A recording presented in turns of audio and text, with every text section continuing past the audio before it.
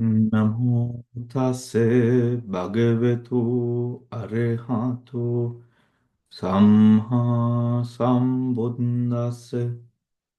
Namo tase bhagavato arahato samma sambuddhase.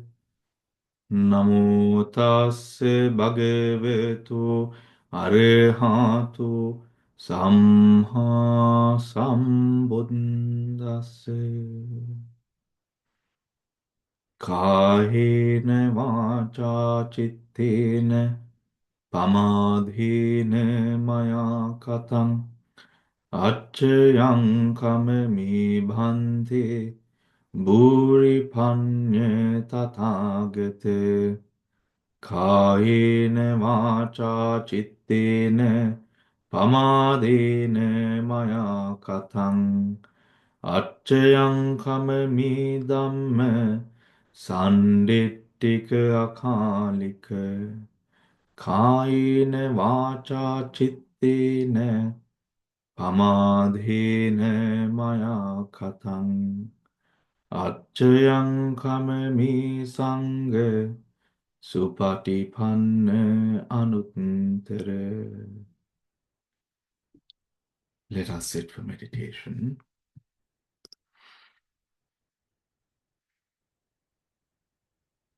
coming into a comfortable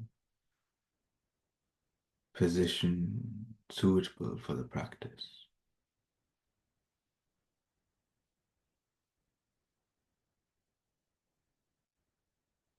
Guiding your attention inward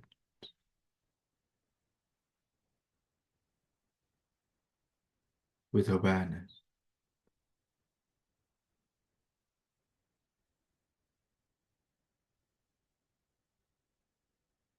letting go of the sound, the smell, the taste,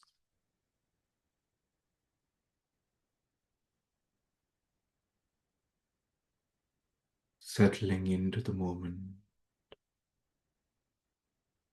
as we draw our attention away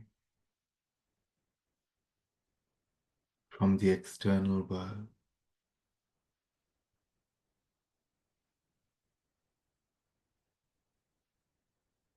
from the six sense spaces,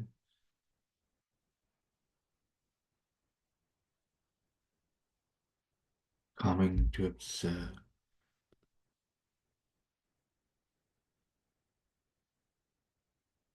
the breath,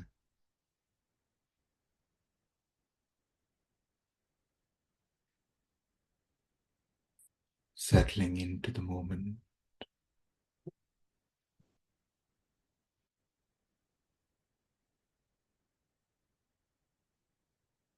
letting go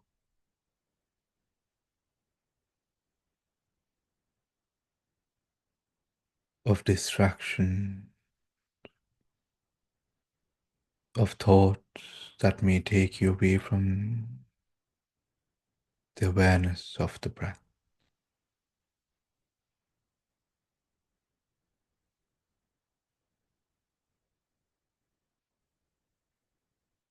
Observe the in-breath and out-breath,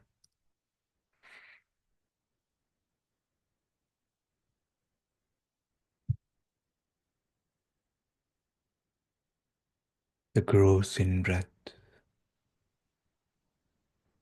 with every passing moment, with the quieting of the mind and the senses,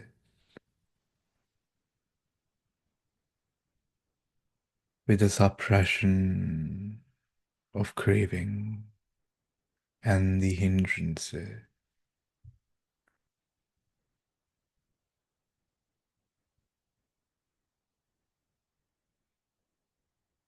the breath too, becoming calm and clear.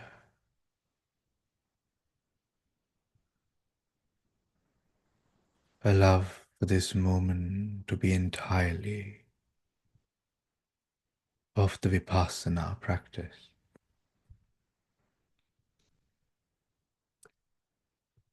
as we gently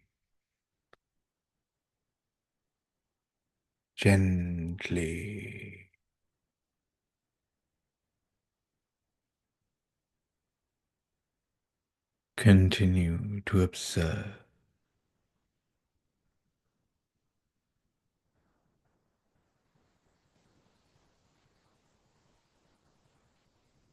the present breath.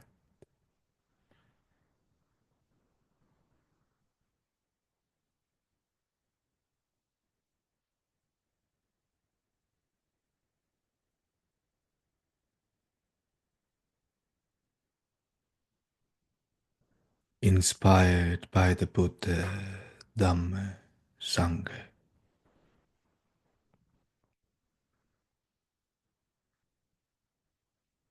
Let go of all things. Let go of all clinging within this moment. The mind, observant, aware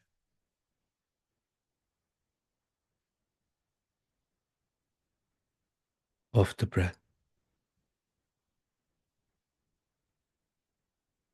the in breath, the out breath,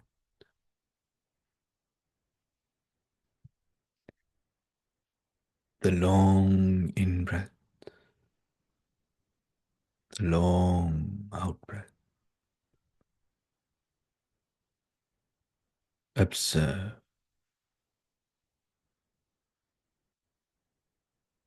as it is.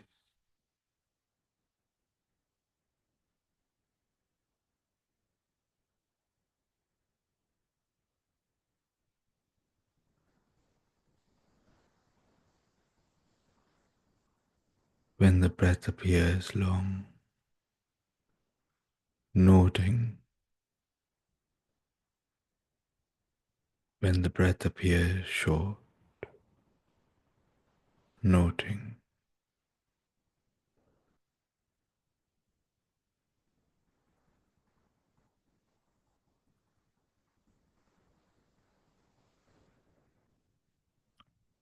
Do not try to control this process.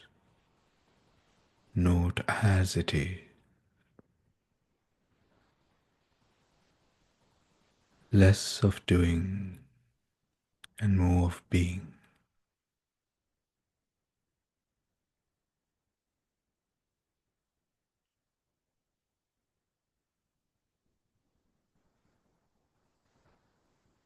Observing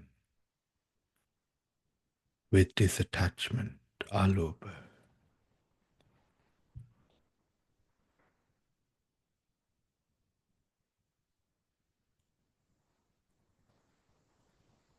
Observe,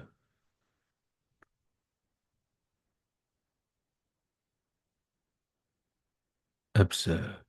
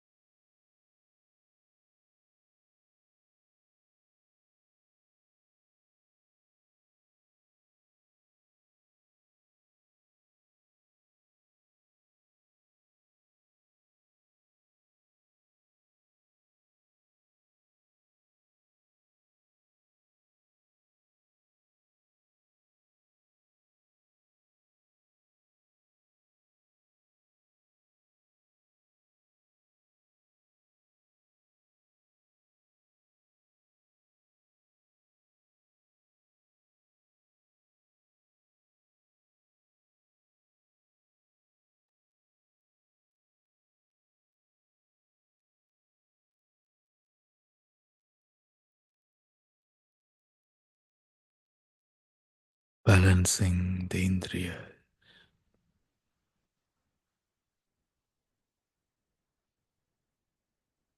as necessary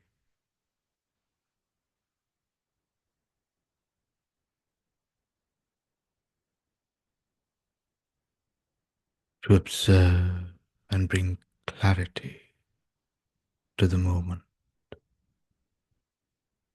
without distraction or the hindrances.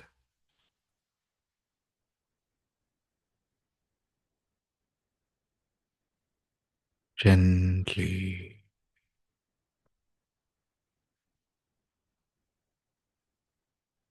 letting go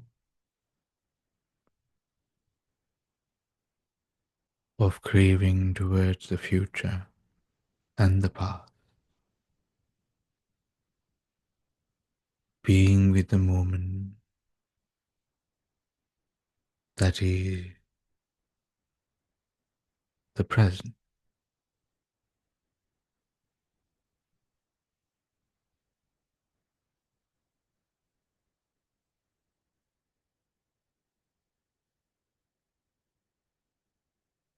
Relaxing the muscles across the body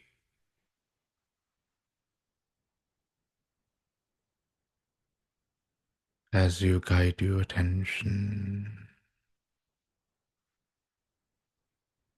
to observe the breath.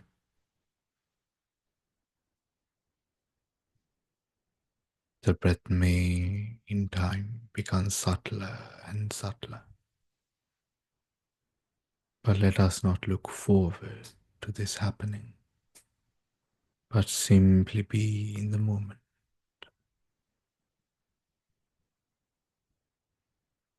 Let go of all forms of view.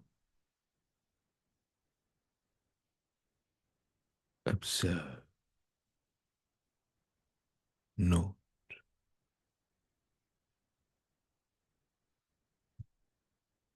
note, in breath, out breath, ana, pana, asvasa, rasvasa. No,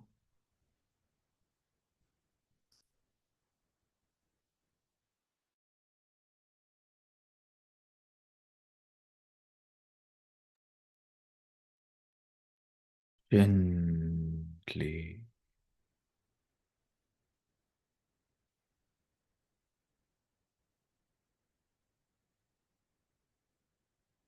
be with the breath, be with the breath.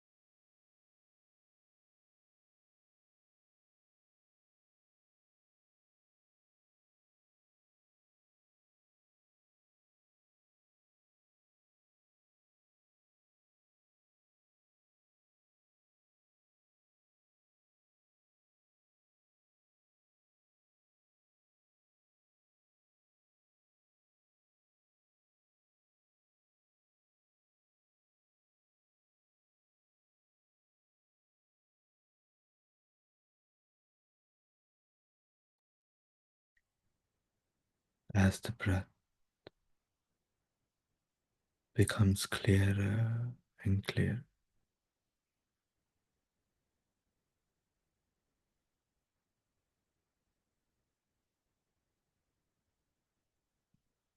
Guide your attention to observe the arising, processing, and ceasing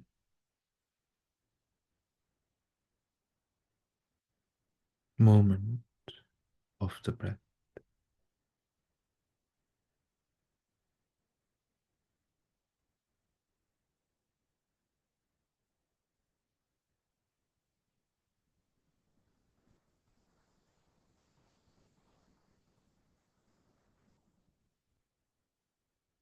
Upada Diti Banga. Observe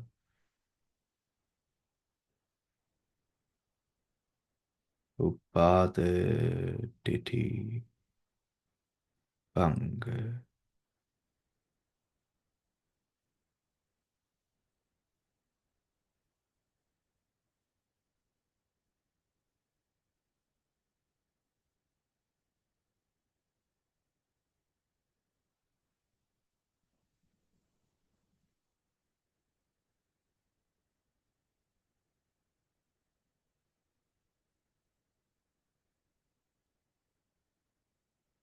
The nature of impermanence.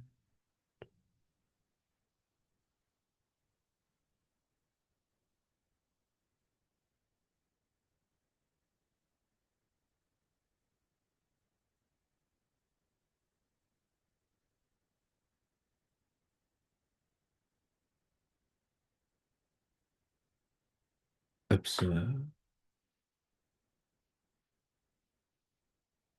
letting go of craving as you identify subtle nuances that may be present without knowledge,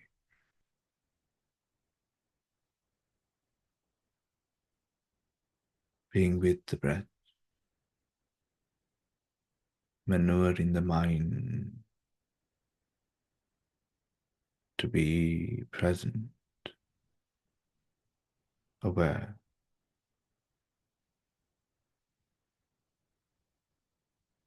mind of aloba, adosa, and namoha, non-greed, non-hatred, non-delusion, gently, gently observe, observe, observe.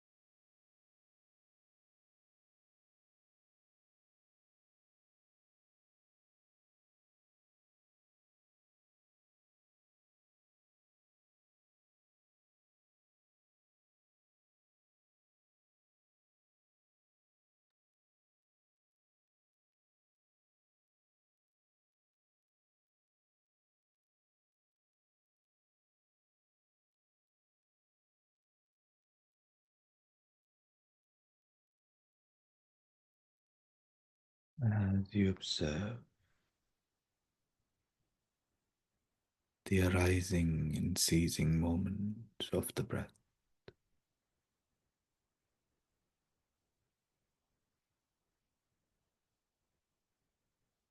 You may come to realize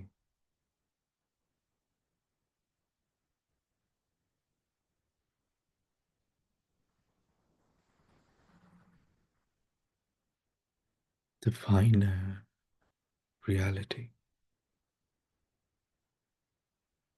beyond the gross facade,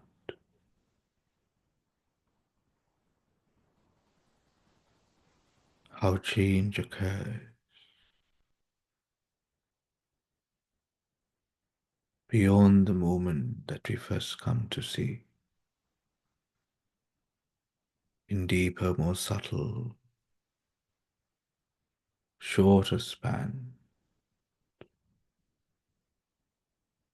as we come deeper into the moment.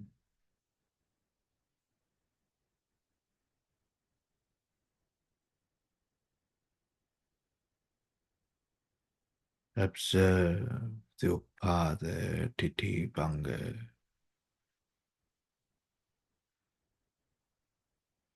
throughout the experiencing of this present breath,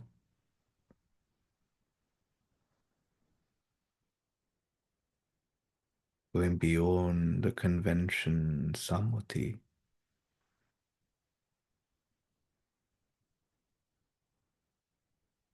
towards the paramatta, ultimate reality, free of views, free of hindrances, knowing and seeing this very present moment.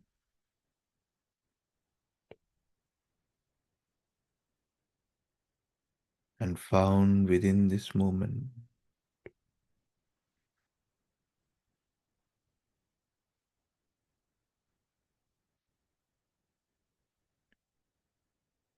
is suffering, dukkha satcha, and within this moment is also samudaya satcha.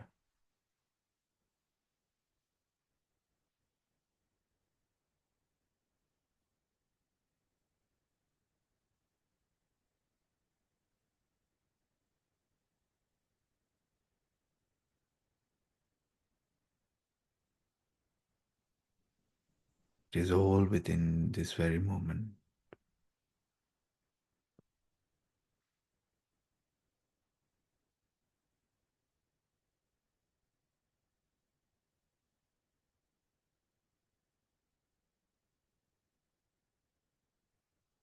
The breath may become subtler and subtler.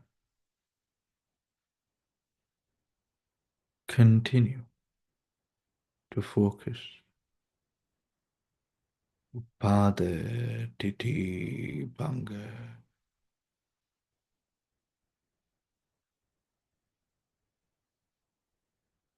All phenomena, the momentary nature,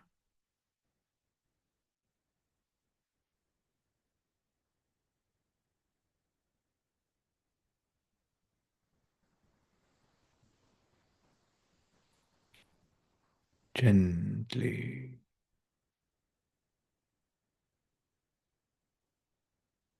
gently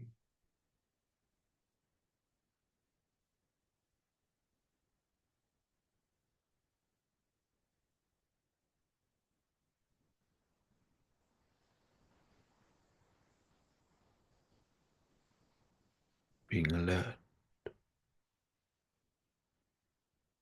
balancing the indriyas where necessary.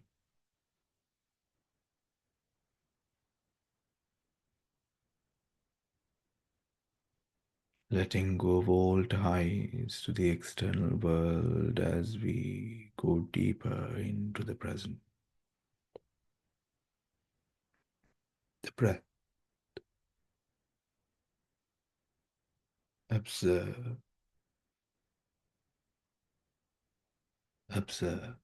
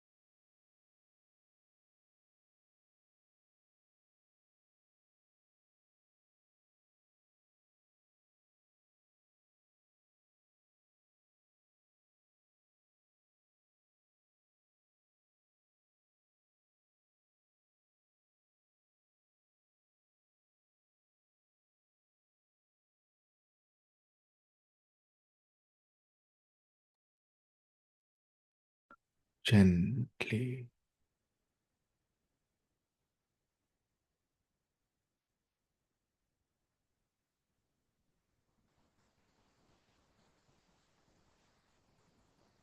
gently,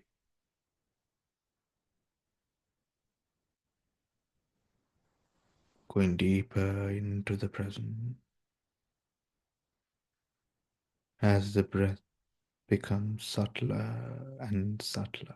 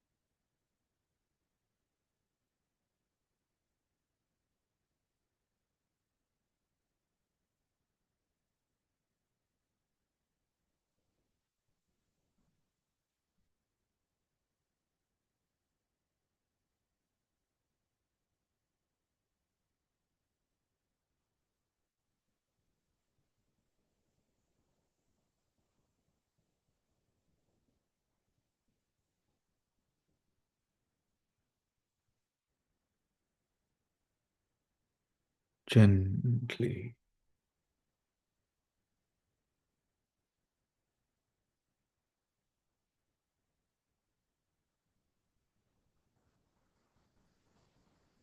as the mind experiences the breath, the subtle breath, the mind feels the breath moment to moment,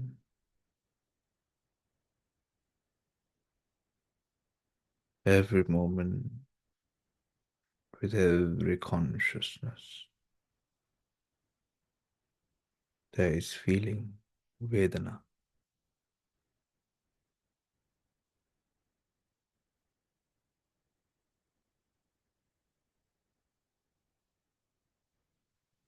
gently,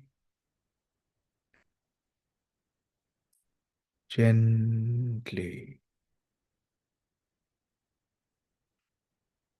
gently.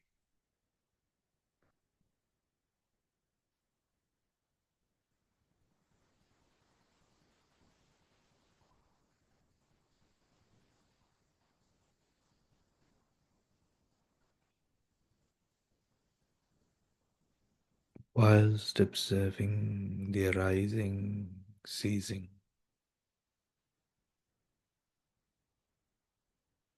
observe how the mind feels the object.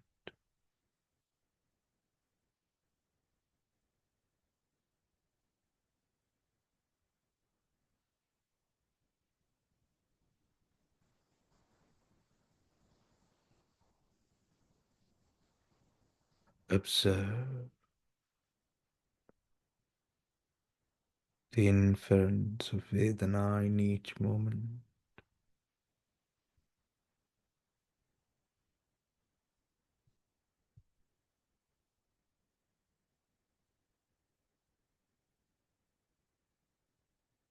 In each moment,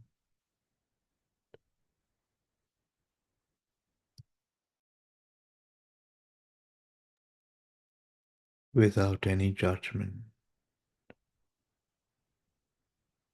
simply know the Vedana, completely unbiased. Come what may, and the yogi simply knows.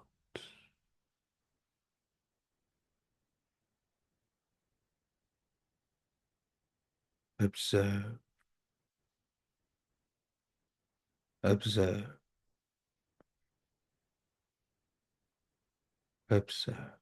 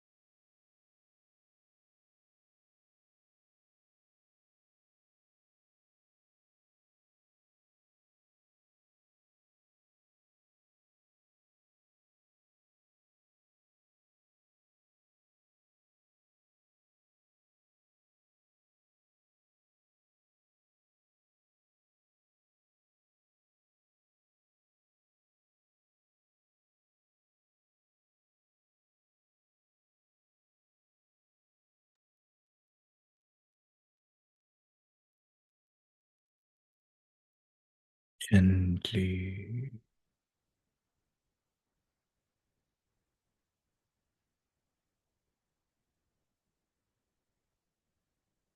as you observe the feeling, Vedana,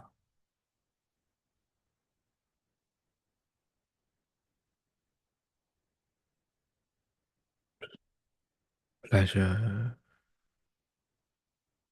pain, and equanimity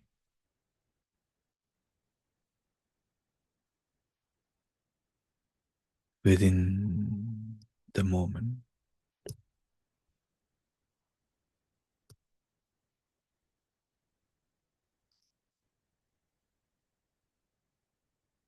engage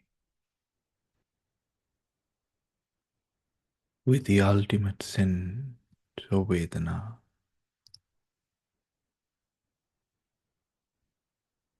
as it is in this moment, letting go of self in experiencing the sensation of the moment.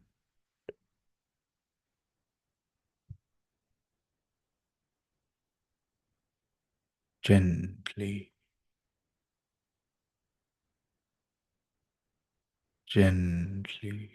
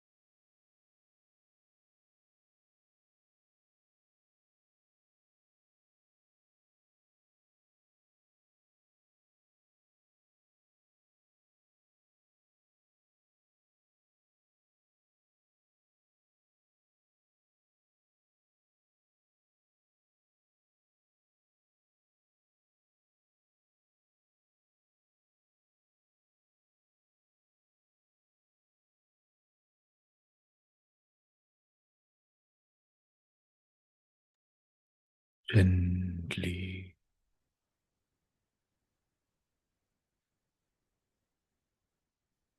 guiding your attention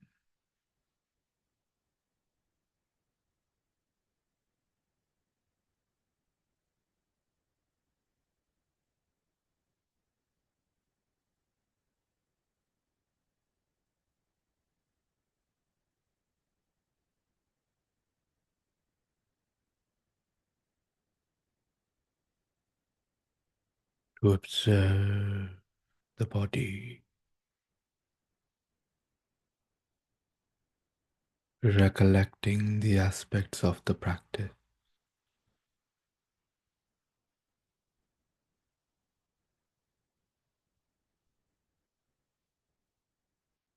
gently,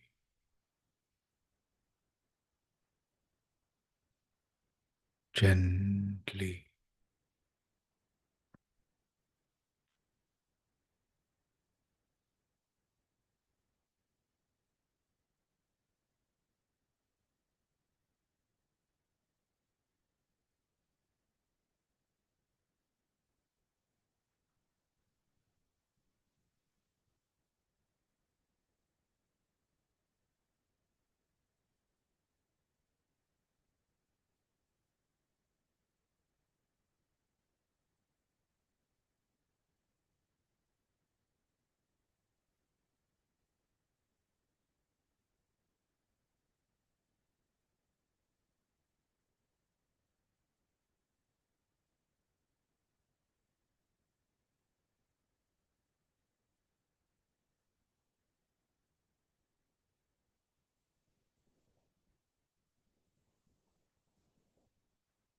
gently,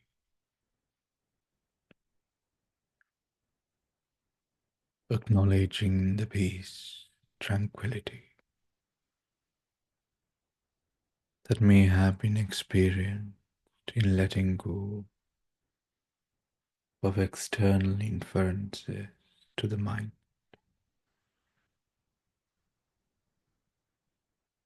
as the fire that burns within,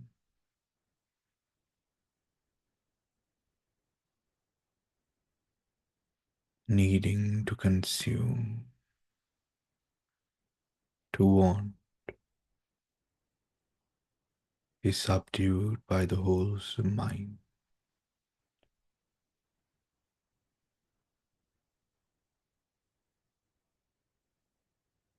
Gently,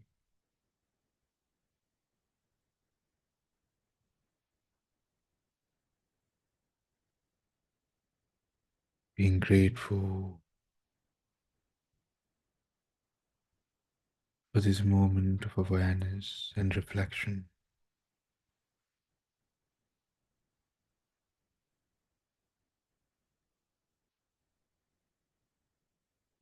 mind and body.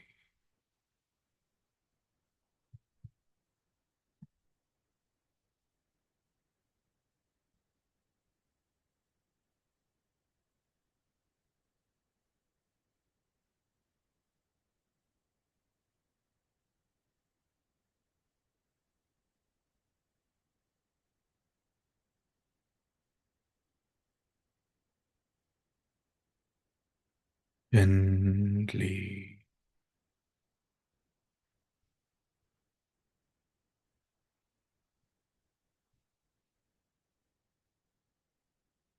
gently,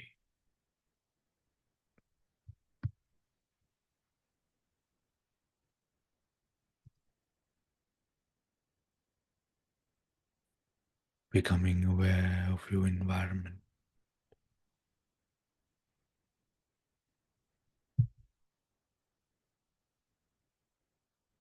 and with loving kindness towards all things.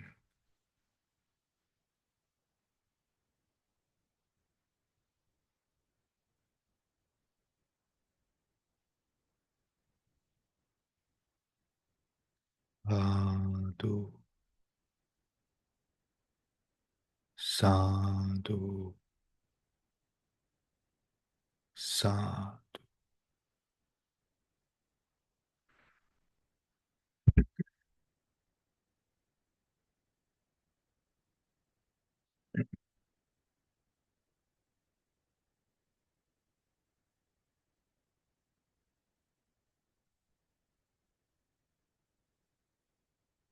All right, everyone. So we've continued with our discussion around the Anapanasati Sutra, and we have on other occasions of the Sunday sessions discussed about how we progress in our practice with the observance of the breath.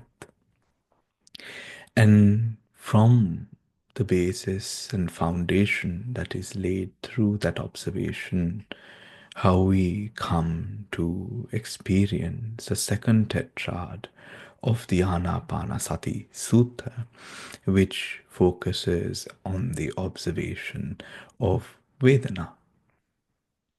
Now, we have had questions being discussed in these sessions surrounding Vedana. But this practice, as we would understand, comes with inspiration, comes with understanding Dhamma in different ways, that we connect to the Vedana in the way intended. And this is why we find the Buddha having taught 84,000 pieces of Dhamma in different ways, using different parables, similes, so that persons from different walks of life who are engaged with different lifestyles and schedules and belief systems and worldviews are able to, in some way or the other, come to understand, to connect with these teachings that focus upon this insight practice, vipassana. And we know the core of this practice is where we is getting rid of self, simply put, really, is getting rid of self. And a major part of that getting rid of self is accompanied with vision, right view, which we call samma ditthi, right view, which is, we know, owing to the views, the attitudes, the way by which we look at the world, our day to day mentality, our emotions can change, isn't it? This outlook that we have, the way that we choose to perceive elements of the world. And Vedana, Nupassana, or this second tetrad, is a practice or learning that we begin far before we start with the Vedana Nupassana in the Vipassana as well.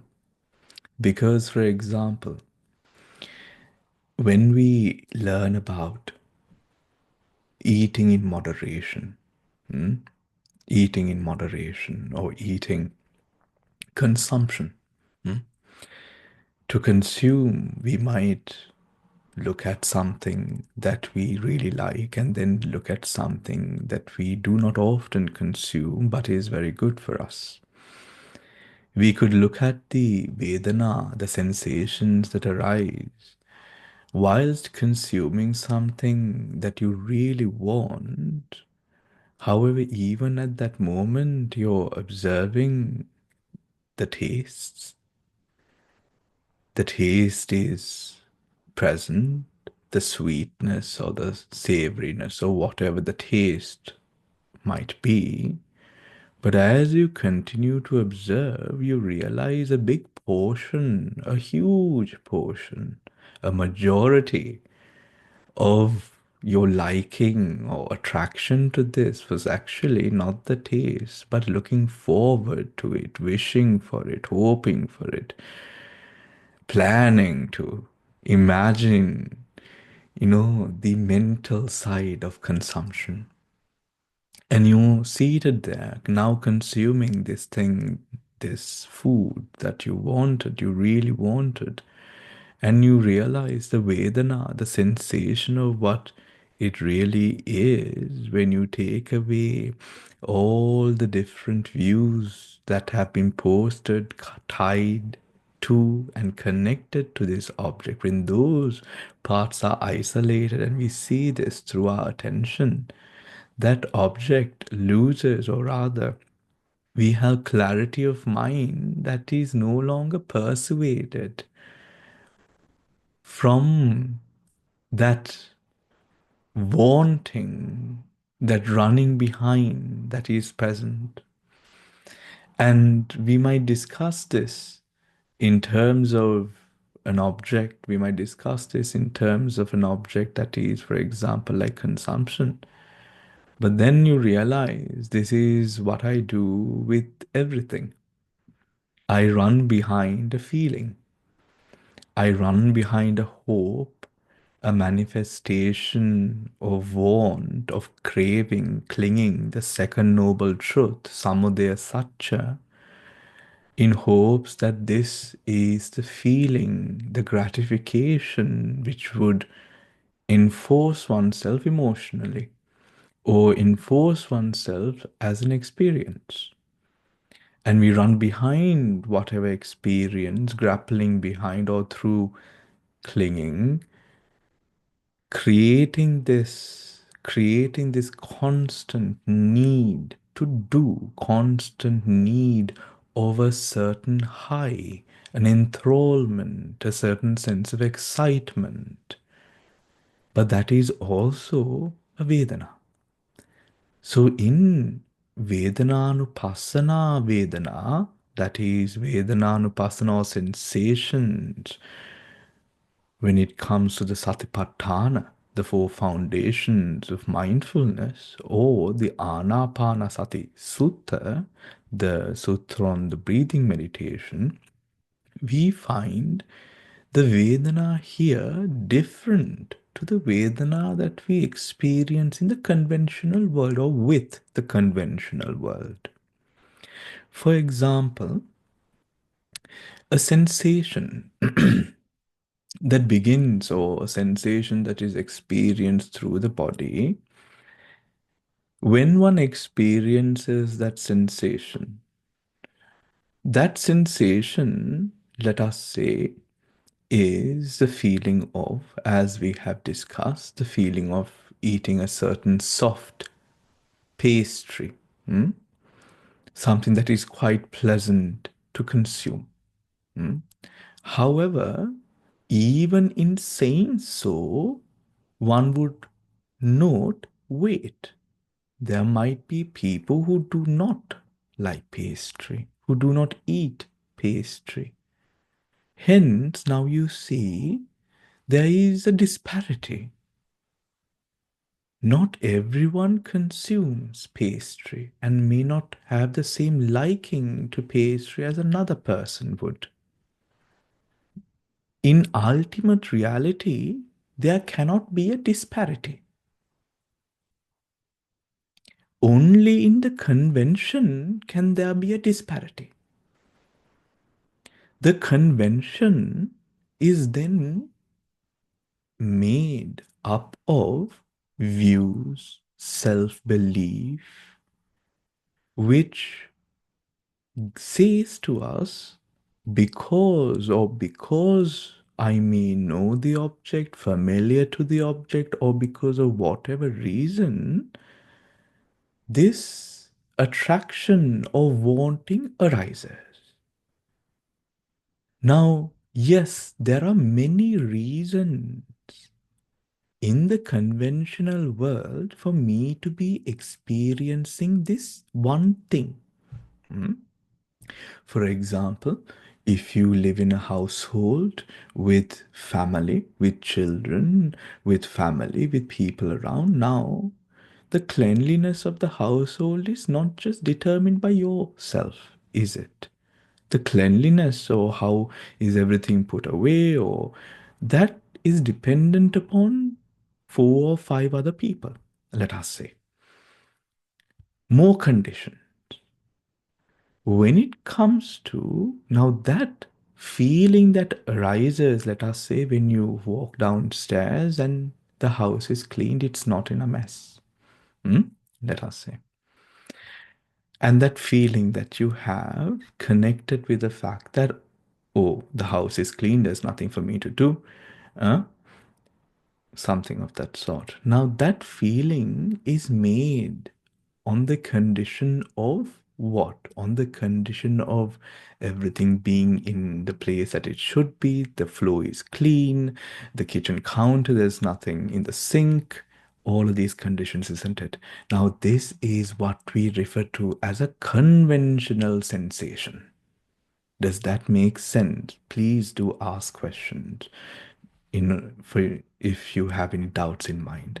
This is a conventional sensation. Now, for example, another example, if we would take, you are seated, you're in the park with your child, and you're on your, you're reading a book, let us say, while the child is playing. And whilst you're reading the book, all of a sudden, from the side of your um, shoulder, you are feeling a hand touch you. Now, if this felt, you're in a calm moment, so you're not sort of surprised, sort of shocked, because you're relaxed, you're calm, this is your park, you're familiar in this environment.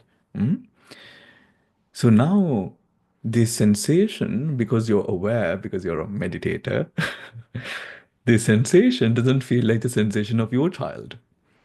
A little hand, it's a little tiny hand. It's not the sensation of your child. Now, because it's not the sensation of your child, you get you you're a bit surprised. Who is this? But if it's the sensation of your child, the reaction to it is different. Now the Vedana, now have you connected? Have you observed the Vedana for what it is, or Vedana as perceived by you? Vedana as perceived by you, determined by, is this the sensation that I'm used to? Is this a sensation that I'm not? Is this a sensation that I'm not? That is a conventional sensation. Vipassana, Vipassana, now you do not need a Buddha to tell you this, because this you know. The Buddha's Vedana is a bit more deeper there.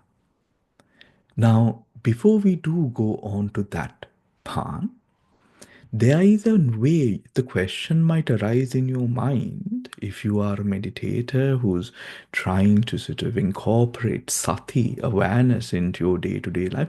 The question may arise, how may I note conventional sensations in that case? What do I do with conventional sensations? For example, something that might affect a meditator might be a cramp, for example. When you're seated in your meditation, you have a cramp that arises, let us say. Now, is a cramp, what kind of sensation is a cramp? Can you tell me? What kind of sensation is a cramp?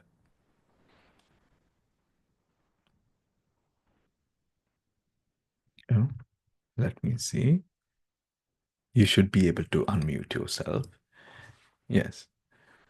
What kind of sensation is a cramp? Conventional, Bhante. Conventional. Why is it conventional, Hiranti? Because it is something which everybody will feel in the same manner. In the same manner? uh, I dependent. hope, I hope. Uh, no, the sensation can be different. The sensation, a cramp can be felt. You can have a. I think there can be many places you can have a cramp at, isn't it? Right? So you could have different sensation. You could have a strong cramp. You could have a subtle one. You could have a very painful cramp as well. It is a convention, not because everyone experiences it, because a cramp and what the cramp is, the word itself is a convention. The word cramp, when I'm to say cramp, your mind knows directly what I'm talking of, because we have an established understanding of what a cramp is. If if you have felt it. Now, there can be, for example, children who do not know what a cramp is because they have not felt one. A strong cramp, they might have not felt one. Then you do not know. Then you only go on what you think it might be, another convention, another Convention. Now, when things appear to you in a manner that you like, it is a conventional Vedana there. Hmm? Sammuti Vedana. That convention changes with attitude, with the way of perspective. That convention can change. When one observes a conventional Vedana, the masters would teach for it to be noted as what it is. As what it is. For example, if it is a cramp, cramp, cramp, Mm. cramp, cramp. If it is a soreness, so, so, so, so. Hmm?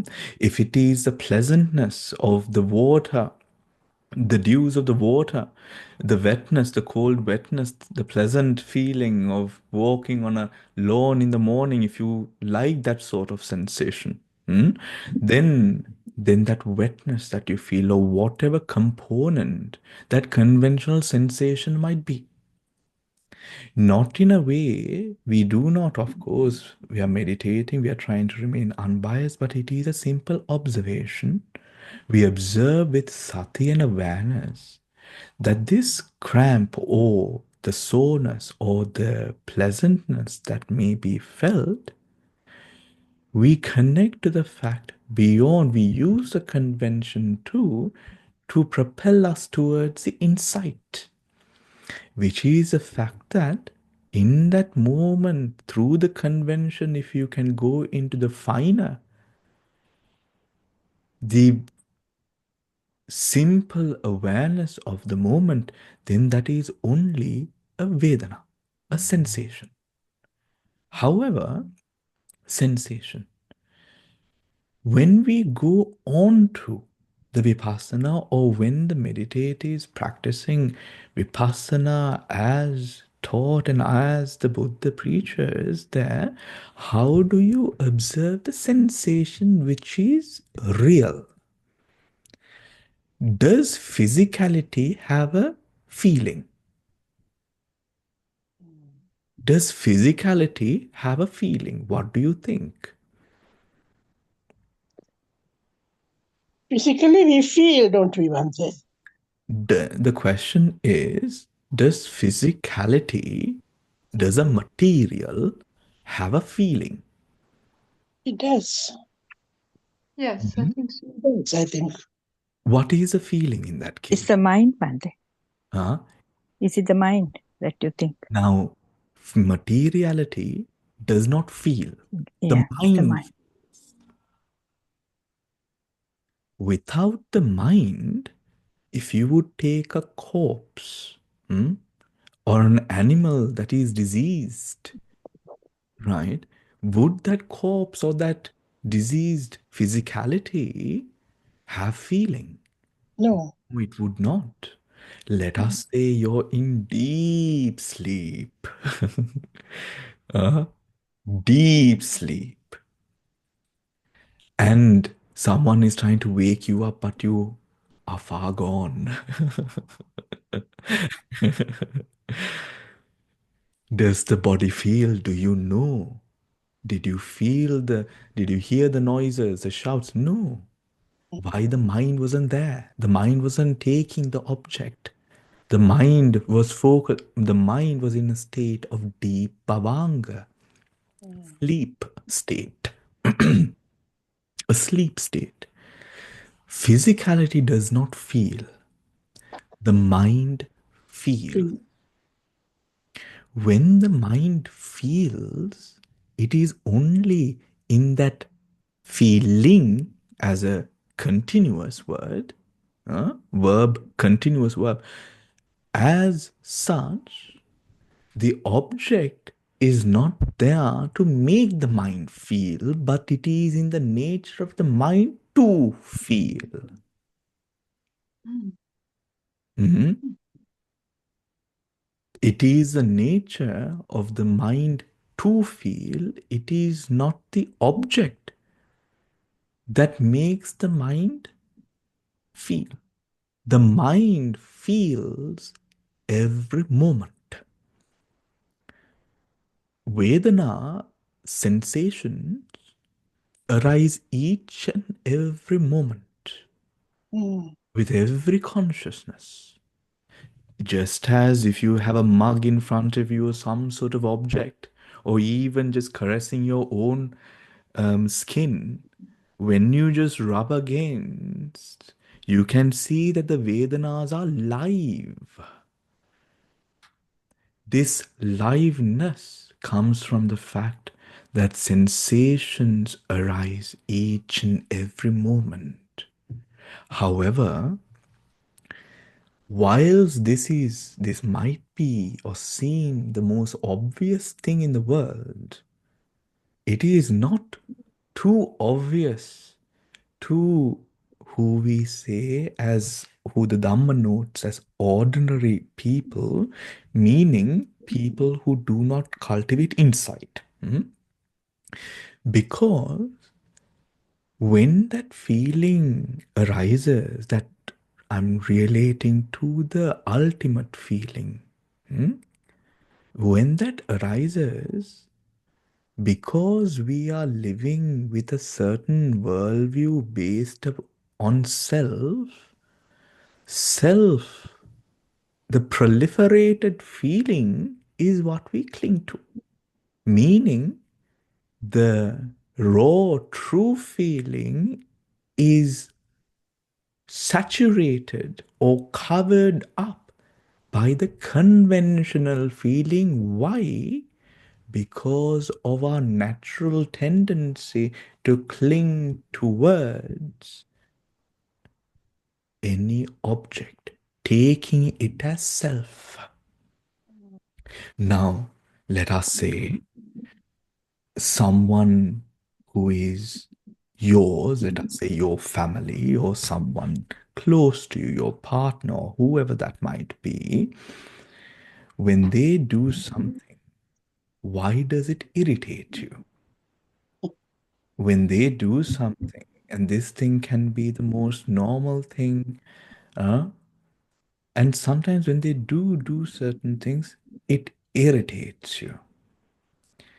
This irritation might not arise when you're with your friends and you're having that interaction, you're not so strong in your mind there.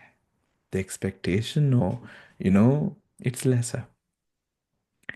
This is a conventional Vedana, whilst because of the aggregate of me being strong with someone as your partner and lesser with someone as a friend, now because of the clinging or craving, however or whatever we cling or crave to, when things are not, or when the Vedana is not as we like, we get irritated. We become irritated. This irritation or this Vedana, not irritation, this Vedana that arises, is it constant? Why not, Alexandra? Why is it not constant? It changes. It Like, changes. So if it is a pleasant feeling, is it constantly pleasant? no, no. If it is an unpleasant feeling, it is not constantly unpleasant either. Hmm? Now this is the first part of the tetrad. Now the fact that when what is a practice? Where are we starting from? The breath. The breath becomes subtle and subtle. You're observing the rising, processing, ceasing, the three moments of the breath very closely. And in observing this arising, processing, and ceasing, at first it seems like, the beginning of the breath, the continuity of the breath, the ceasing of the breath. Okay, as assumed or seen experience by yourself in your meditation. As you observe and the mind becomes subtler, one might feel that different to the first instance that you notice this, you come to realize that the arising, at the moment of arising, what you once assumed are arising, within this arising also you can see an arising, processing, ceasing. Within this moment of arising too, you can see a beginning, an arising, processing, ceasing, arising, processing, ceasing. What is happening here? The grossness of the mind is being shed at this time, where the mind earlier was able to see or assume that this whole thing, that this whole process was one thing. But the mind realized on its own, oh, wait, I thought it was one whole thing, but there's arising and ceasing, even in shorter moments and spans. Have you come to experience something of this sort? Hmm? Experience something of this sort. Hmm? What about the others? People who do not unmute themselves quite often. This class is for you. So do unmute and participate. Anoma, Hemamali, Lettuce, Lakshman. How do you experience? It is important that we discuss this because it makes it so much more easier, so much of less of a battle when we realize that we are having so many layers of view. Hmm? And when the more that we remove these layers off through identifying them, the more blissful and pleasant and the sense of samadhi, one pointedness in the moment becomes far more stronger. Hmm? So, Lakshman, yes, Lakshman. Bante, no, I have not experienced that with sensations. No, unlike when you're breathing in and out. Hmm. I have not experienced the, rising, maintaining, and then disappearing. That sort of thing I have not experienced. But in the future, Okay. I will try and focus my mind on that. Now that you explained it. Here, Lakshman, Mm, how you focus on it is mm, in this manner. mhm. Simply now you've heard it. Now open your mind to it. Yes, The Bante. reality, this is not a new teaching. This is Mm, impermanence. yeah. Impermanence, when the mind thinks this is it, with a little bit more discovery, you realize I thought that was it, it wasn't. Mhm, You open your mind to the reality of the fact that the grossness, the impermanence of the moment, the fact mhm, that nothing is constant. mhm. Yes, Bante. When, for example, thank you, Lakshman, Thank you. even when we experience pleasant sensations, that sensation is not pleasant all the time. Just as when we are trying to do something that is good, do we get everyone's support? Is everyone going to be a supporter and congratulate you and wish you and make it a jolly ride? No, it doesn't happen so. We do good things with struggle as well and challenges that may appear in the path. The same way, do not at any point assume that you are now in a basis, meaning if what is true equanimity? True equanimity is when you are not biased towards the pleasure nor the pain. When a meditator has equanimity, the meditator does not see the pleasant state as home. Neither does the meditator see the unpleasant state as your enemy's home.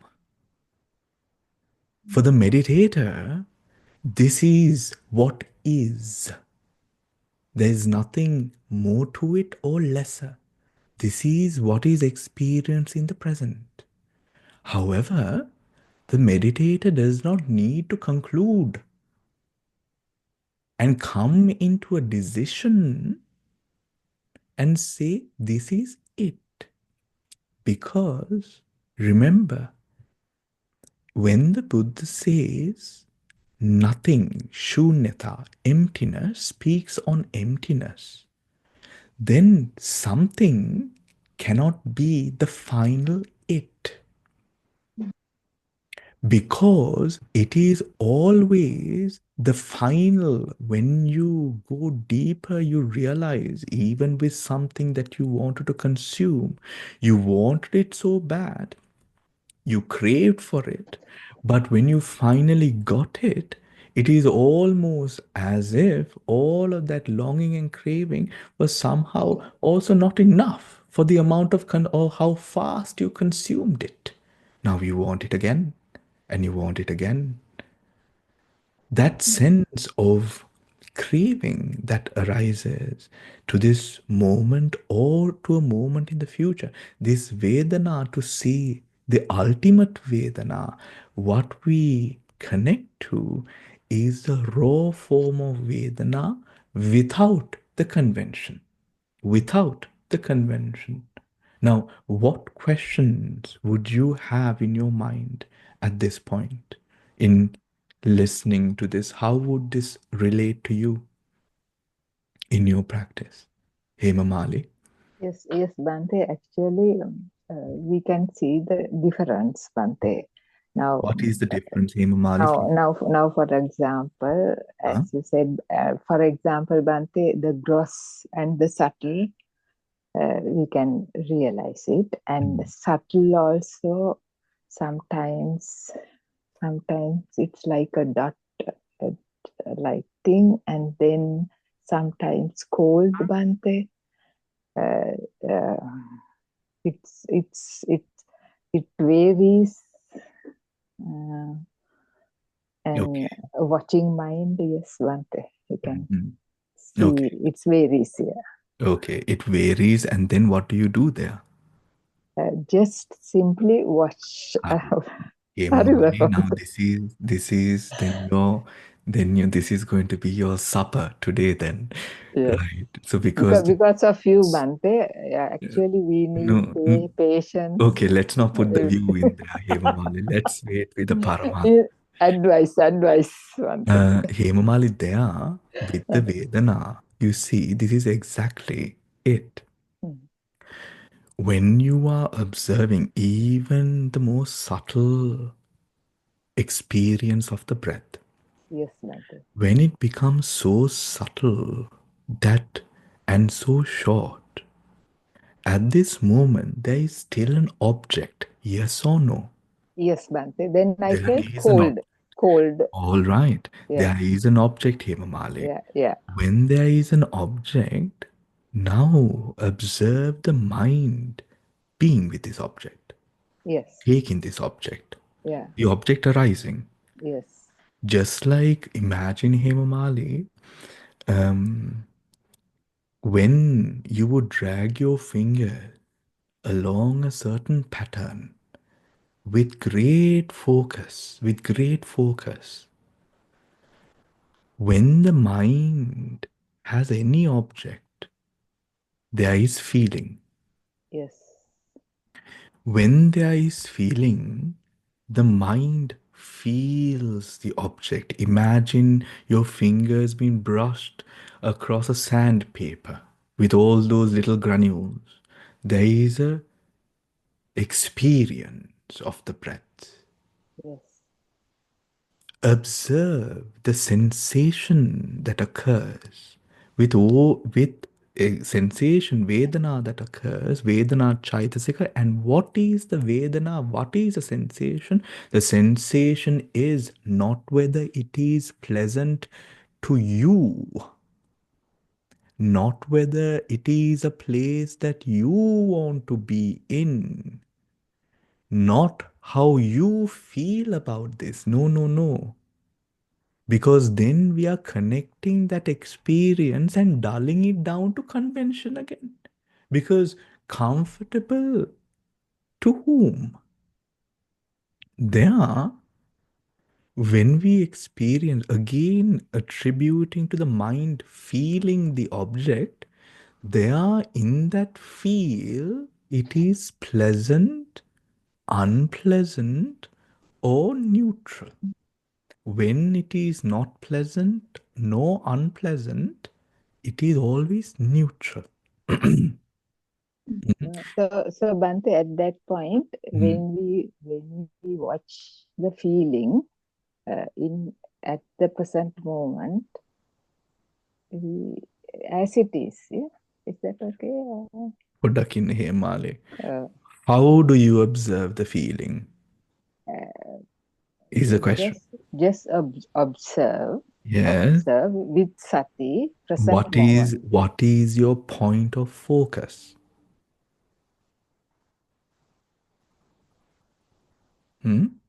That Vedana. That Okay. Where is that Vedana? In your mind. mind. In your mind. Mind, yeah. And where does the object arise? In the mind. The mind takes the object. Yeah. Now, when there is a upada titi banga, Yes. right? This arising, processing, ceasing occurs in the mind. Yeah. That moment of contact that you can place, focus on, you watch that place as it arises onto ceasing. When the mind relaxes further into the present, going now deeper away from the convention, closer to the ultimate, now the grossness even further dissipates, but moreover, you start feeling the object.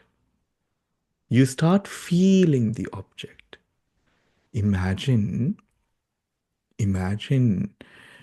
a car going through a tunnel.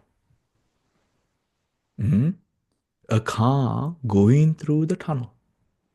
Now imagine that this car is the object. As the object arises, contact, because of contact, there is now a sensation. That sensation, beyond the sammati, it has to be experienced at the moment of where the mind meets the object. Remember the body, when we are talking about the subtle breath, the disappearance of the body is also possible. Where you don't feel the gross body, but you feel, because your attention was all this time upon the breath, neither. We've been focusing upon the breath. Because of this, now to observe the sensation, we have to feel the point where the breath is experienced by the mind. Can you explain it again, Bante, please? Upada titibhanga, Yeah. arising, processing, ceasing, and you being completely in the arising, processing, ceasing, but now not observing the breath, but observing the Vedana, or how the mind feels the object. Earlier, what did we note? In breath, out breath. In breath, out breath. Now, what are we noting? When the breath comes to be so subtle where you're aware of it, uppada titibanga, rising, processing, ceasing, rising, processing, ceasing. Through this occasion, the mind experiences the sensation or experiences the object. Whilst experiencing an object, the object and the mind comes into contact with one another. This contact also arises and ceases, arises and ceases, also arises and ceases. The Buddha's guidance for this moment is wholly based upon seeing the rising and ceasing of the breath. Because that is the point that you catch the Vedana. When you go closer to the breath, the physical breath is very subtle. The senses, the mind is very calm. The mind is able to take an object with clarity. Because there is clarity in the moment, because the restlessness has now died away and there is astute effort being put into being with the object, samadhi, more calmness. At this moment, you're able to see the breath far more better clearly. The experience, the object, I mean. Remember here, you might have a question arising in your mind and say, but Bante, the breath there is very subtle. Then I will put forward the counter question. If for myself and I would ask myself, what is subtle? Subtle in comparison to what? Subtle Comparison to Vedana. No, subtle, you're comparing subtle when we make a decision of that sort, a thought of that sort, you're comparing, isn't it? Subtle in comparison to what? Or Earlier breath. earlier breath. Yeah. So you're stuck in a loop of belief. Hmm? Do you see? Now that is one of the layers of that, the facades, the ditties. So then you realize, I'm like a hamster in my own wheel, right? I'm running, thinking I'm getting somewhere, but actually, I didn't realize this is also view. This is also view. Hence, now the meditator lets go of that view. When that happens now, the breath is less controlled. The elements are less controlled. You're closer to connecting with nature than to connecting with a self view based upon yourself. That subtle breath, then when you let go of that view, thinking that that breath is too subtle, then that subtle breath also opens and the experience saturates the mind. There you see something, you see far more. Because earlier you were seeing 28, or rather you were seeing materiality. Now you are seeing the mind that engages with whatever object that arises. Now, because the object is the breath, and at this point, the meditator should be quite comfortable in the meditation with one pointedness arising towards that breath. And at that moment, because of that familiarity that arises, the meditator is seasoned in a way, familiar with the practice, notes impermanence, suffering, and non-self attributes to these natures in such that they are able to experience them firsthand. There, that Vedana becomes more and more pronounced, where this Vedana has nothing to do with our own self-view of what is comfortable and not comfortable.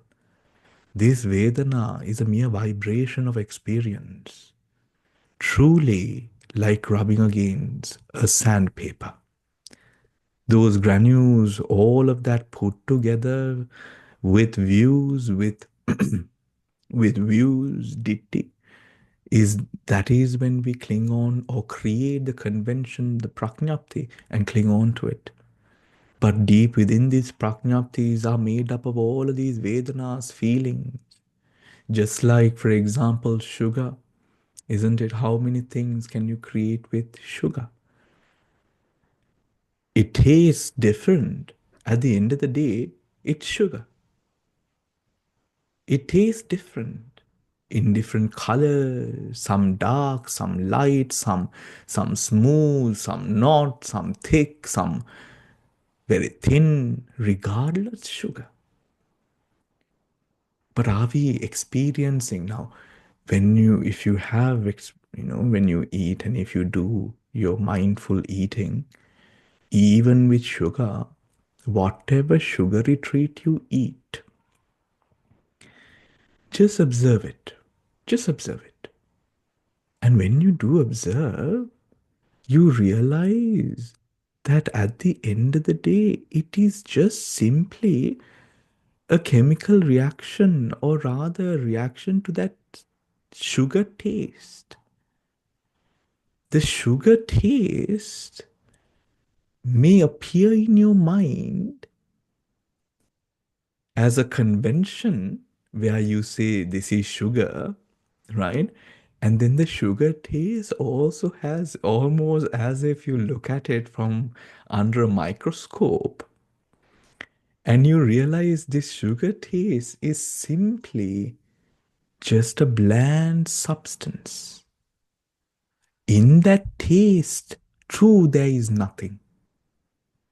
In that taste, too, there is nothing. It is simply a chemical reaction happening at your tongue. There you see, now it's not, for example, the donut or the eclair or the cream, or it's not this that you see. You just see, it is almost as if you see the chemical sugar. So bland, so filled with nothing. When all the ditties and everything that we have been fed through our eyes, our ears, since a very tiny small age about sugar, and you realize it is simply a reaction. It is simply a reaction. In that same manner, everyone, when you're looking at the Vedana of the breath, you're shifting from the gross convention into the ultimate feeling that arises in that moment, coinciding with the breath, with the rising of breath as an object. Just like two surfaces are to rub against each other, creating some sort of friction. When the object arises, it has, or it is in motion or friction with the mind. As it rubs or goes past Upadati, just like two objects rubbing or having friction with one another, create some sort of effect. That effect is felt in the breath as Vedana, Cetasika. Vedana, the mental factor of sensation. The mental factor of sensation. The mental factor of sensation is what gives us, if we might say, it is like the condiments, it is like the essence. It feels as if that is what gives life to everything. You might be thinking in yourself, it wouldn't be the best thing for me to lose my sort of interest in the Vedanas. It is because how would I, if I lose the little interest I have already? I will have no interest whatsoever. Uh, Yeah. It doesn't work that way, everyone. I think that is again because we have our views, isn't it? Here, it is not in losing interest in the Vedana. It is in seeing what Vedana truly is. When you know what Vedana truly is, then the Vedanas, the dukkha that arises connected with this Vedana, that is the core of our existence, their self. Because, for example, when you walk into your own house, your own home, how do you know that this is your home? Because, for example, the way it looks, how it is decorated, everything, your stuff being there, your family being there, all of these things, isn't it? Now, that is a feeling.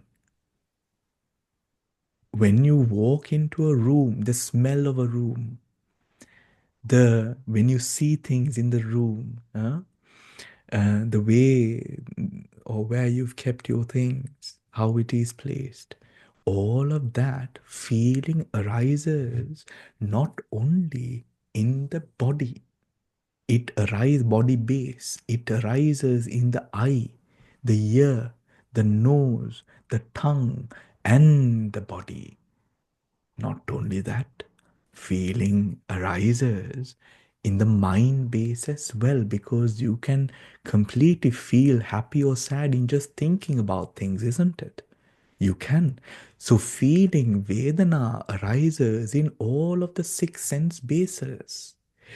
The Vedana the Vedana that you might be relating to in the conventional world, the conventional Vedana is only a bipartisan or creation of mind. Because I like this, I am comfortable with this because of all of these things. Now imagine you walked into your home and all your stuff was gone. Mm. Bante, I have a question. Is Hold that on, why? hold Is on. that why? Sorry, Bante. Yeah. Is Oh, that why Vedana comes under universal factor? it is a universal factor. It That's is a why. that is why it is a universal factor. Because sensation, this self is connected. If it is intertwined and knotted onto each other, there is a reason that you feel that you have to knot it together and connect it. That is the Vedana. That is the clinging that we have towards the Vedana. Hmm? This Vedana, it is basically how capitalism keeps us going in this environment of buying and buying and buying, keeping up with the trends, not falling too far behind.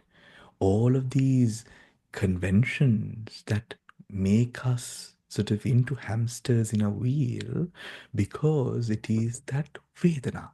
But this Vedana is sort of, it can be perverted by view, it can be perverted by tainted by views, by anger, by delusion, by so many different factors, both positive and negative, wholesome and unwholesome, that, for example, let us say, when we experience honor killings, uh, people might truly believe that this is right and good, bringing them pleasure in seeing that unfold.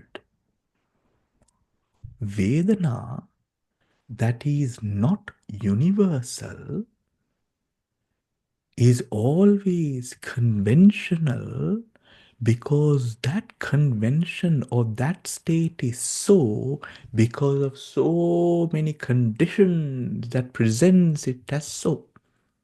The ultimate Vedana is not bias, is not engaged only based upon self.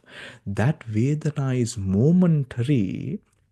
It arises and ceases. It changes, and truly within it is only a feeling that arises because of cause and effect. Because of cause and effect. Because you have enough causes in your experience, in your mind, to say, this is my home when you walk into your living room or when you walk in through the door. Right? Walk in through the door. And you can locate where your house is whilst you're walking down the road. all of that is because you've experienced it before. When you experienced it before, you named it, oh, this was taken or experienced as something that is mine, isn't it? Or this is where I live. This is my home. When the sensation and the self is now together, now the home becomes part of your self view. The home becomes a part of your self view. The person who goes or follows the teachings comes to realize self, all of these things are not self because all of these things can be taken away. Hence, the only thing that is true is of this moment. In this moment, too, this Vedana changes. This Vedana gives us a strong link to breaking self. Because if a image, if let us say a certain sweet packed in a bright, translucent packaging, but the contents is fluid, this sweet fluid that is in it is bright in color, and maybe that the kids just go crazy for it because they want to have it. But and the Vedana, if this is our life, and if this is all the things that we want to experience as in Vedanas, which would be, for example, sitting out by the sun or going on holiday or being surrounded by family with family around Christmas time, or these different Vedanas, all sensations, isn't it? All experiences that make us feel a certain way, in all of those experiences that are here, none of it is absolute. It changes. It can change any time. In that change, when we look at a meditator experiencing this change, the meditator experiences this with an equanimous mind, because this is not a prajnapti, a convention, but an ultimate reality. When you experience the change that occurs and how these sensations can be further broken down into subtle, more finer sensations, how? By observing the upadhitibanga rising, processing, seizing over sensation, of the sensation close enough, then the sensation becomes your entirety. The sensation can be seen under a magnifying glass experienced by the meditator. As we then learn that even in this sensation that I am always running behind, where I always feel as if I'm doing not enough or I'm doing too much, or never getting the gratitude that I truly deserve, or never getting the love that I truly deserve, or always feeling inadequate in a certain way, that we want to reach a certain state of experience, of sensation. Experience, sensation, all experiences, all sensations. That is the reason why we feel as if this fire in us is constant, because we are constantly giving ourselves over to the hands of Vedana, letting it drift our life in terms of where the Vedana takes us, or where that Vedana could increase to. In realizing the sense of anatma, or non-self, in watching the mind come into contact with the object and how that object creates an effect upon the mind through cause and effect, at that moment, in that contact happening, you will experience Vedana. The sensation, the feel. And at that moment, do not think that this is it. Always have an open mind. That is equanimity. When you have equanimity, you have an open mind because you're not biased towards a certain opinion, or you're not trying to fulfill something that Bhante mentioned in the class. Huh? You're not trying to get to somewhere that Bhante mentioned in the class. Upekha, you say. Upekha. When you have upekha, you're observant, you're aware. You know that all that we have been talking about is about pure experience. Hmm? Pure experience. So love that Vedana Chaitasika through the observing Hemamali, through observing Upada Titi Banga of the Vedana. Where do you experience that again, Hemamali?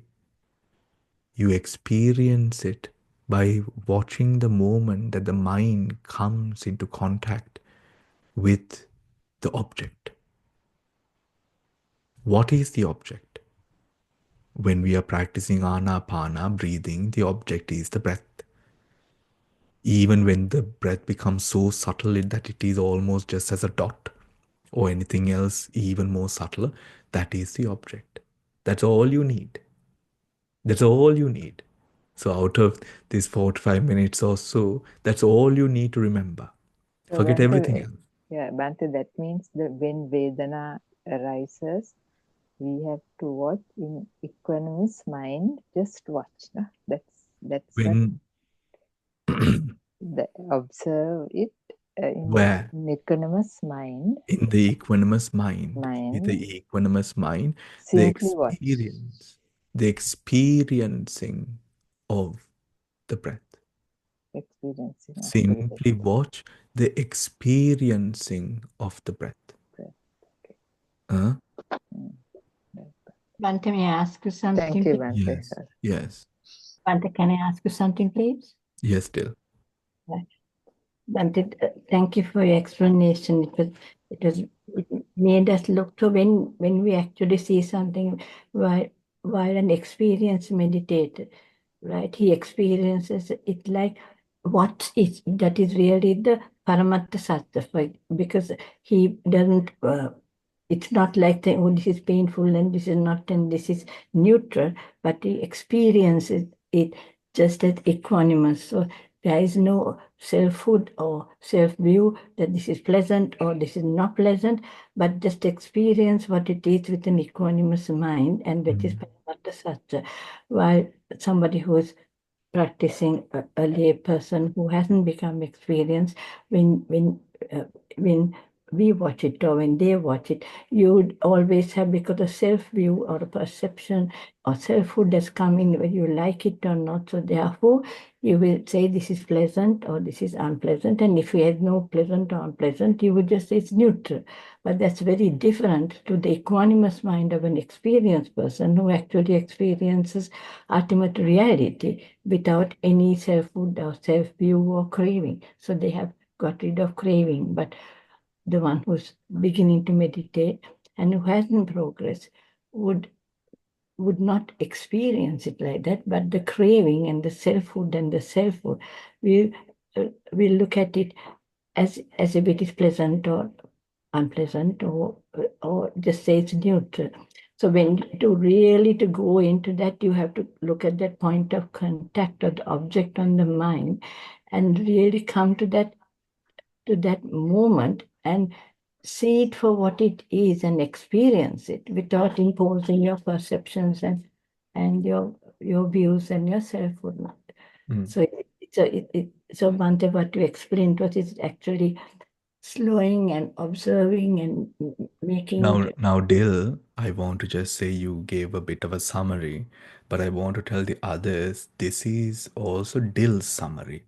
This summary is not your summary, right?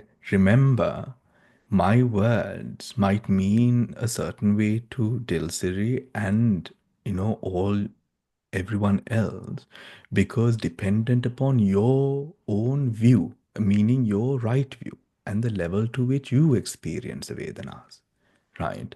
So whilst yes, we are observing may the sensations with equanimity, but that's also not all that I mentioned. Imagine right? If you are to bring yourself to the moment where you're experiencing the most subtle form of breath, there, in order to connect with Vedana Chaitasika, the mental factor of Vedana, what you have to do is continue to observe with equanimity to get to that position, to get to that place. Observe with equanimity. But how do you observe, or what are you observing with equanimity? You're observing at this point, it would be the arising, the processing, the ceasing, uppadatitipanga of the Vedana upon contact. Upon contact. When the uppadatitipanga is arising or is going through, you're observing and noting, that too breaks apart. And you come into a more subtle form of Vedana. The body or the perception in terms of this as a body, meaning this body with the arms, the limbs, and the legs, and the way that we are, this might not come into the mind at this moment in time.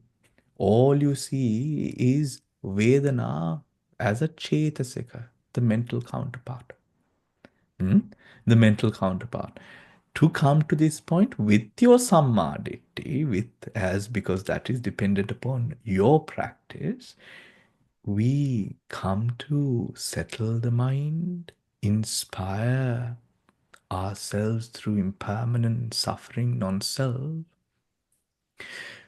seeing for yourself, if you think of all the things that we go through in our lives, all the suffering that might be there, including the chasing that we are doing for whatever other Vedanas, be it in your meditative life or your daily life, all of that Vedana is the pull of that Vedana is what might be.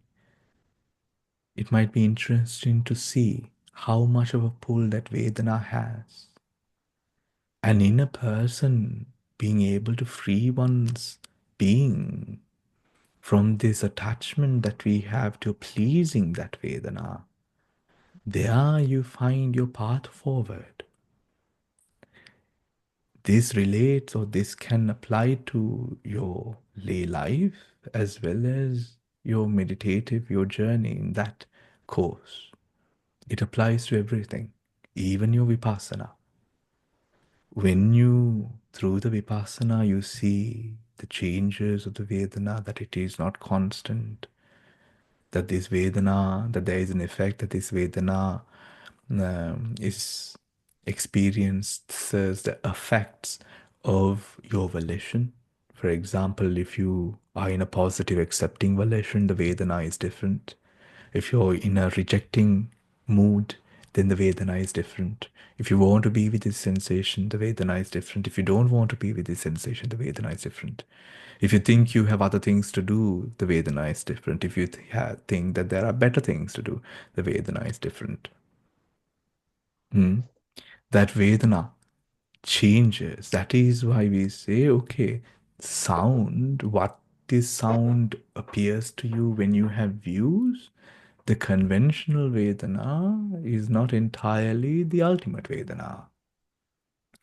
Seeing the conventional Vedana, seeing the ultimate sense of Vedana, pleases the fires that you have in trying to fulfill the conventional Vedana, bringing about a deep sense of profound peace in you, deciding for yourself that I don't need to run behind Vedanas. I don't need to run behind constant highs, that I am able to find peace. For example, let us say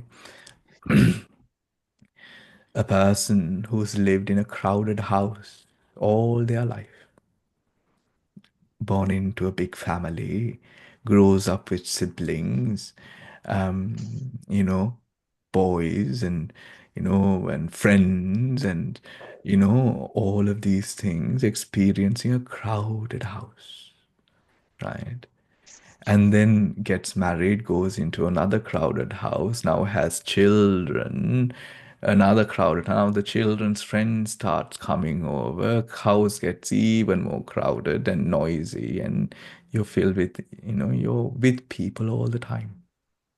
Then there comes to a point now, slowly, when the children start flying away into their own homes, and slowly now the sound in the house, the feel of the house is different. Especially parents' experiences when the children leave their homes. Hmm? When the house feels far more quiet, sometimes difficult to experience. But this, now see this anxiety, this suffering that arises in the heart of a person, right? Let us say the heart of a mother or a father who might have now, the children have gone away, the partner might or might not be there. Let us say for circumstances, the partner is no more. So you're here in the house that you have all of these memories with, and you're thinking, how lonely am I? But lonely in compared to what? Lonely in compared to all of the feeling of being surrounded by people, being unable to sometimes come to grapple, to embrace the fact of what is of the now. The person who sees that Vedana as a Vedana doesn't experience any sort of qualm in being alone, in being with oneself, having peace. Now, if anything, the person finally has some peace and quiet. Finally has some peace and quiet. Finally is able to. But the thing is, the Vedana might not, the attraction, the clinging to the Vedana might not make you feel that way.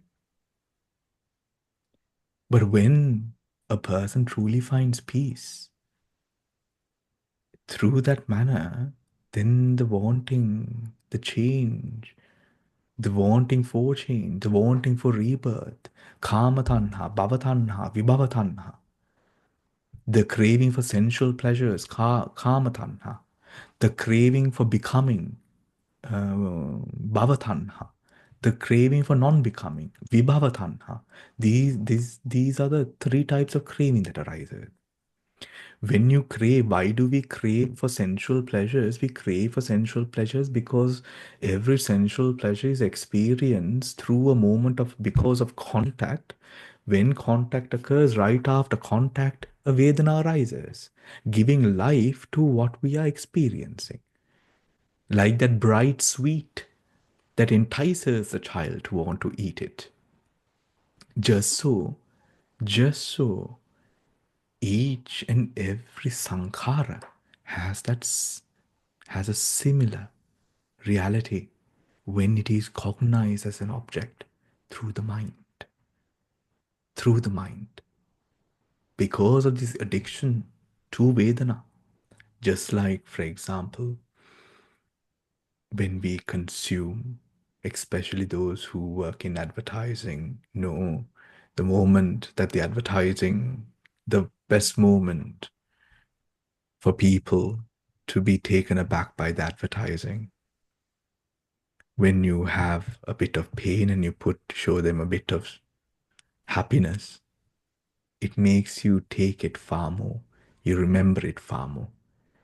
So in the middle of dramas, these good spots of advertising are expensive because there's suffering, there's drama, there's tragedy, there's all of that, and then there's 30 seconds of someone dancing around very happy, promoting something. Vedana. Vedana. Seeing that in the moment with Vipassana, we can see that in that very moment. But you have to observe the moment that contact or the mind rubs against, or the object rubs against the mind. It's almost as if, let us say, a car has come into a collision, not a collision, but is rubbing against another car, and you're inside. Okay, your car is rubbing against another car. And as it sort of scratches through when you're inside the car, you feel it quite pronounced, isn't it? Now, initially, the Vedana or the sensation you thought the Padri Banga was the moment that other car came into contact with my car and the moment that it stopped. But in observing Upatitibanga far more closely, you realize moment to moment that sound arose, moment to moment that you felt the car being scratched because you can feel it, isn't it? With rubbing it. Each of those moments was a Vedana. Breaking from the Sammuti Pachupanna into the Kana Pachupanna. Sammuti Pachupanna, Kana Pachupanna.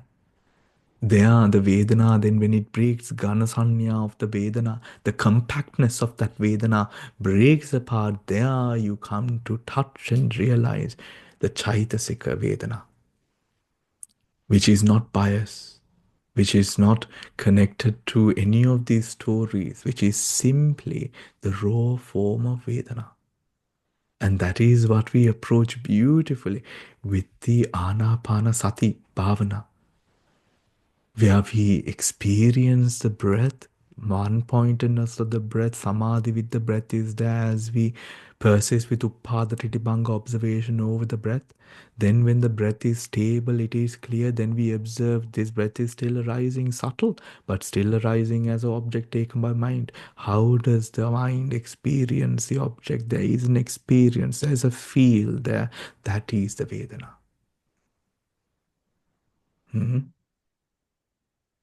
Does that make better sense? That is a Vedana. Just like you're in the car, let's say your eyes are closed, all of that, and you're going through this other car is rubbing against it, and you're inside, you're feeling all of this happen. But that experience, moment to moment, that experience breaks apart. Where the mind feels the object, Vedana Chaitasika. Okay, so you could try this in your time, in your home practice. Homework, Your never. own practice. And further, this is not a new technique. This is something that we've been discussing, but as we try to progress in our practice, we bring more sort of clarity into what the Abhidhamma can also teach us to enable us to progress further in our meditation. So I am going to leave you with that, everyone, for all of you to also incorporate these aspects into your practice. And do we have any further questions before we close the session for today? Bhante, can we have the talk, please? Yes, I will post the talks. Guidance, I know that especially there are guidance. a number of other talks that I must post as well, and I will do that as well. Thank you, everyone. All right. Thank you. Thank you, Thiruvan Everyone Saranam Saranam Bhante. Bhante. Thank you, Bhante. Thank you.